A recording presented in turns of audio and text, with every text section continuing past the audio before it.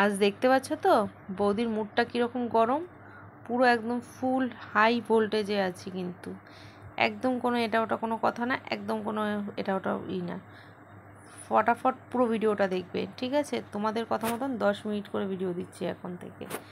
তো hello everyone, কেমন আছো? সবাই ভালো আছো আশা করছি। আর এখন বাজে হলো গিয়ে সন্ধ্যা 7টা। তো এখন থেকে ব্লগটা স্টার্ট করছি, তোমরা সকলে দেখতে থাকো, আশা করছি তোমাদের ভালো লাগবে। আর ভালো লাগলে কী করতে হবে, অবশ্যই আমার চ্যানেলটি সাবস্ক্রাইব করে দিতে হবে, লাইক কমেন্ট শেয়ার করতে হবে, আর ঝটপট করে, ঠিক আছে? হ্যাঁ গো, তোমরা অনেকেই বলবে হয়তো যে বৌদি কী ব্যাপার, তুমি কথা বলেও কথা রাখছো না। হ্যাঁ গো, রাখতে পারছি না, একটা না একটা প্রবলেম চলেই আসছে, জানি না কেন। আমার শ্বশুর যবে থেকে মারা গেছে আমার ঘরে জানি না বেশি যেন প্রবলেমের একটার পর একটা প্রবলেম মানে দেখা দিচ্ছি। তোমাদের কোনো সাজেশান থাকলে একটু আমাকে জানিও তো, যে কেন এই জিনিসটা হচ্ছে। হঠাৎ করে তোমার দাদাভাইয়ের ভালো মানুষটার অসুবিধা হলো, তারপর ছেলের জ্বর, আমার শরীর খারাপ, হঠাৎ করে তোমরা এখন যে ভয়েস ওভার দিচ্ছি না, আমার পায়ে কিন্তু মোচড় খেয়ে রয়েছে, জানো তো, পায়ে ব্যান্ডেজ বাঁধা, দেখাবো তোমাদের সাথে, লাইভে শেয়ার করব। তো চলো, তোমরা এই ভিডিওটা করেছি দুদিন আগে, দুদিন পরে শ্যুট মানে ভয়েস ওভার করছি আর এডিটিং করছি, কারণ টাইম পাচ্ছি না একদম। তার মধ্যে মিটারটা জ্বলে গেল হঠাৎ করে, তো সেই মিটারের জন্য আবার করা, মানে একটা না একটা কিছু না কিছু সমস্যা লেগেই রয়েছে আমার সংসারে। কেন হচ্ছে, কী কারণে হচ্ছে বুঝতে পারছি না। তোমাদের কিছু জানা থাকলে একটু বলো না গো আমাকে কমেন্ট করে, তাহলে খুব ভালো হয়। তো চলো, এদিকে দেখো বিছানাবাটির কী অবস্থা। আর বিশ্বাস করো, আমি যদি অসুস্থ থাকি না, তাহলে আর যদি বাইরের কাজ করতে যাই, ঘরের কাজ করে থাকে, ঘরের কাজ করলে বাইরের কাজ করে থাকে, আর যদি আমি অসুস্থ হয়ে থাকি একটু, তাহলে তো আর দেখতে হয় না। আমার সেই সেম প্রবলেম হয়েছে আমার সঙ্গে। কী হয়েছে বলতো, প্রথমত পুজো ছিল পাড়ায়, তো সেই পাড়ায় পুজোর জন্য রীতিমতন বাড়িতে আত্মীয় স্বজন এসেছিলো, তারা ছিল, তাদের একটা করা, আর নিজের টুকটাক এই ভিডিও এডিটিং করাটা, এটা ওটা, তার মধ্যে ছেলের শরীর ভালো না, সব মিলে মানে ঘেটে হয়ে গেছিলো। আর ঘর দুয়ারের অবস্থা বলার মতো না, বিড়ি কিস্তি, মানে মনে হচ্ছিলো না যে মানুষ থাকে, মনে হচ্ছিলো আমরা চিড়িয়াখানার জন্তু জানোয়ার, এরকমই মনে হচ্ছিলো আমাকে নিজেকে, কারণ ঘরদুয়ার এতটাই অগোছালো হয়েছে।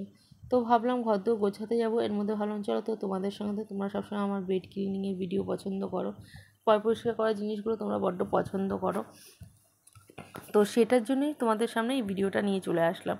তো ভিডিওটা কেমন হয়েছে প্লিজ কমেন্ট করবে। আর আজকে একটা তোমাদের সঙ্গে একটা না সুন্দর একটা ছোট্ট কথা, একটা গল্প শেয়ার করব। সেটা কি বলো তো, আমি হাসতে হাসতেই বলছি তোমাদের সাথে, কিছু মনে করো না।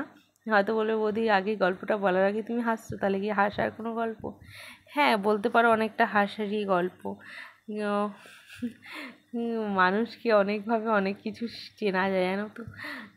হয়তো হট করে বলছি মানুষকে অনেকভাবে অনেক কিছু চেনা যায়, এই কারণে বলছি আমি অনেক কিছু দেখেছি, অনেক কিছু করেছি। হয়তো কি বলতো, যখন আমি না খেয়ে থেকেছি, কেউ কেউ কিন্তু খুব খুশি হয়েছে। আমি এখনকার মানে সিচুয়েশান দেখে আমি যেটা বুঝতে পারছি, হয়তো আমি যখন না খেয়ে থেকেছি, না ভালো একটা জামা কাপড় পরতে পারিনি, ভালোভাবে মানে করতে পারিনি, তখন মানুষ না, সেই সব মানুষরা খুব খুশি হতো আজকের, মানে তখন বলতো আহারে কি কষ্টে আছে, খুব হয় কষ্ট হতো, কিন্তু সেটা অ্যাকচুয়ালি অরিজিনাল রূপ না, সেটা এখনকার কিছু মানে জিনিস দেখে না বুঝতে পারি। হয়তো তোমরা বলবে যে বৌদি কাকে বলছো? হ্যাঁ বলছি, খুব নিজের খুব মানে চেনাশোনাও বলতে পারো, পরিচিতও বলতে পারবো, যেটাই হোক বলতে পারো। তো কিছু কিছু মানুষের কি সময়ে না অনেক কিছু রূপ দেখা যায়, ওই জন্যই মনে হয় ভগবান ভালো সময়ও দেয়, খারাপ সময়ও দেয়। কেন বলো তো, আমরা মানুষরা বড্ড বোকা। তোমাদের বৌদি সত্যিই বোকা, বিশ্বাস করো। হয়তো বলবে বৌদি তুমি বোকা বোকা বলছো নিজেকে, হ্যাঁ গো আমি সত্যিই বোকা। আমি না মানে বয়সটা তো আমার কম হলো না, তোমাদের সবাইকেই বলেছি আমার বয়স কত।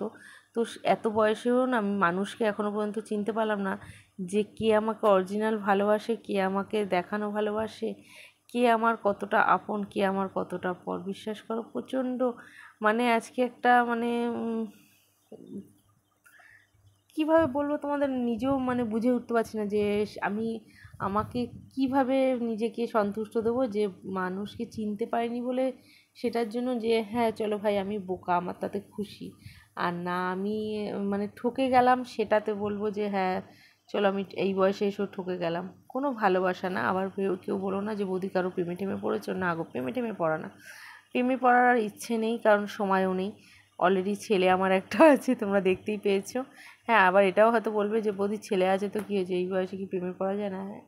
হ্যাঁ হয়তো পড়া যায়, বাট এই মুহূর্তে আমার কোনো সেরকম কোনো ইন্টারেস্ট নেই। কারণ সত্যি কথা কী বলতো, যেই সংসারটায় আছি, যেই ঘরটায় আছি, আমার খুব শখে এই ঘরটা। কারণ এই ঘরটায় আসতে আমাকে অনেকটা যুদ্ধ করে, অনেকটা অশান্তি পুড়িয়ে, অনেক ঝড়ঝাপটা সহ্য করে এই ঘরটায় এসে রয়েছি। তো সেই ঘরটাকে আমার সাজানো গুছানো, সাজিয়ে গুছিয়ে ওঠানোর, একটা স্বপ্ন পূরণ করার চিন্তা ভাবনা করি। সেই জন্য ওইদিকে বাইরের দিকে কোনো এখন আর চিন্তা নেই। এখন ইচ্ছা একটাই চিন্তা জীবনে, সেটা হলো গিয়ে আমার ঘরটা কীভাবে সুন্দর করে সাজাবো, আমি নিজে কতটা ভালো থাকতে পারবো চেষ্টা করি, আমার সন্তানকে কতটা ভালো রাখতে পারবো সেটা চেষ্টা করি। এইটাই চেষ্টা করি এখন। আর আদার্স কোনো দিকে চেষ্টা করি না। কেন বলো তো, অনেক আগে চেষ্টা করতাম অপরকে ভালো রাখার, নিজে খারাপ থেকেও অপরকে খুশি করার চিন্তা করতাম, নিজে চোখের জল ফেললেও অপরকে ভালো কথা বলার, ভালো করার সেটা চেষ্টা করতাম। এখন না ওই দিকটা হাঁটাটা বন্ধ করে দিয়েছি। এখন মনে করি নিজে যদি সুখে থাকি, নিজে যদি হাসি খুশি থাকি, সেটার থেকে বড় আনন্দ আর কিছু না। অন্যকে আনন্দ দেওয়াটা না, নিজেকে আনন্দ দেওয়াটা সবথেকে বেশি জরুরি। অন্যকে এতটা, নিজের থেকে বেশি অন্যকে প্রাধান্য দেওয়াটা একদমই উচিত না। সেটা যেই হোক না কেন, যতই কাছের মানুষ হোক না কেন, আগে নিজেকে প্রাধান্য দিতে হবে, তারপর অপরকে প্রাধান্য। দিন শেষে নিজেকে নিজেই একা পাবে আয়নার সামনে, তখন আর কিন্তু অন্য কাউকে পাবে না। এই জিনিসটা হয়তো অনেক বয়স শেষে শিখেছি, বুঝেছি, কিন্তু সত্যি বিশ্বাস করো, হয়তো কিছুটা তোমাদের জন্যই বুঝেছি। হয়তো আজকে তোমাদের ভালোবাসায়, তোমাদের সাপোর্টে হয়তো কিছু হয়তো আমি এখান থেকে আর্নিং করি, সেটা দিয়ে হয়তো কিছু হয়তো ভালো মন্দ সব কিছু মিলে আছি। সেটাতেই না বোঝা যাচ্ছে মানুষের অনেক ধরনের রূপ, অনেক ধরনের রূপ চেনা যাচ্ছে, দেখা যাচ্ছে। তো যাই হোক, যে যেটাতে, যেটা করে, যে যেটা বলে, যে যেটা ভেবে হ্যাপি থাকে, সেটাতে থাকুক, আমার তাতে কোনো আপত্তি নেই। আমি সবসময় বলি, আমি নিজের মতন থাকতে, নিজের মতো চলতে আমি নিজে বেশি ভালোবাসি, বেশি পছন্দ করি। কারণ আমি অনেক সময় দেখেছি, অনেক কষ্টের সময়ও দেখেছি, অনেক আনন্দের সময়ও দেখেছি।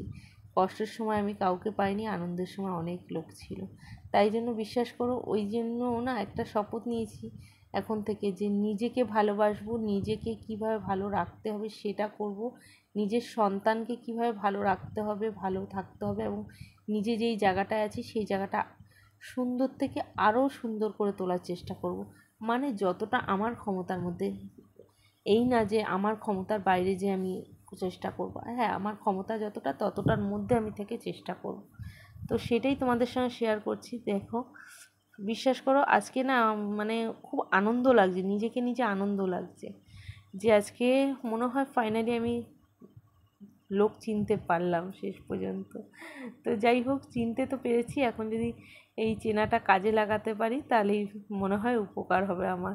আর আদার যদি চিনেও যদি মানে অচেনার মতন আমি কাজ করি, তাহলে হয়তো আর কোনো দিনই আমার কিছু উপকার হবে না। তো যাই হোক, যেটাই হোক হবে, দেখা যাক না কি হয় আগে, যে তাই না?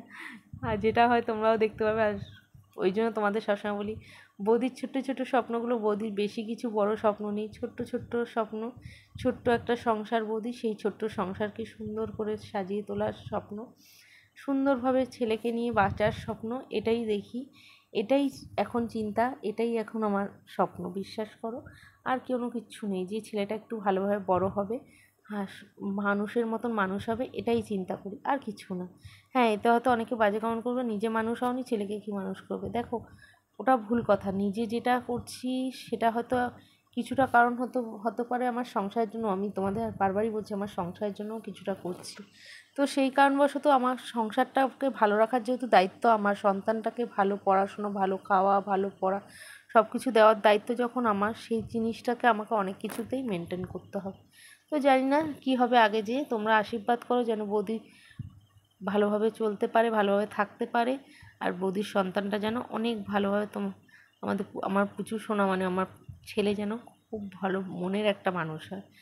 বড় লোক হতে হবে না, বড় মানুষ হতে হবে না, একটা ভালো মনের মানুষ হলেই আমি খুশি। বিশ্বাস করো।